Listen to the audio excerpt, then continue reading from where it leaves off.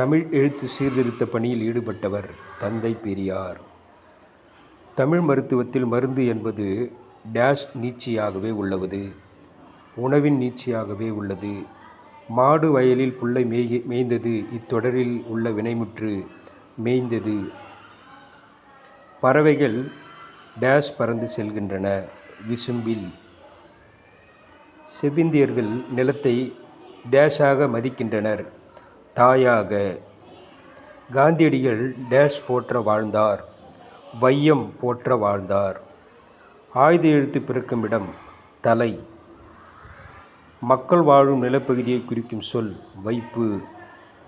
சமையலறையில் செலவிடும் நேரம் டேஷ் செலவிடும் நேரமாகும், நலவாழ்வுக்காக, நல்வாழ்வுக்காக.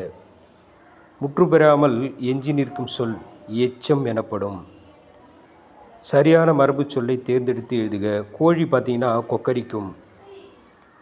பார்த்திங்கன்னா நிறை. பூ பார்த்திங்கன்னா கொய். சோறு பார்த்திங்கன்னா உண். பால் பார்த்திங்கன்னா பருகு. நன்றி. மறக்காமல் நம்ம சேனலை சப்ஸ்கிரைப் பண்ணுங்கள். நன்றி.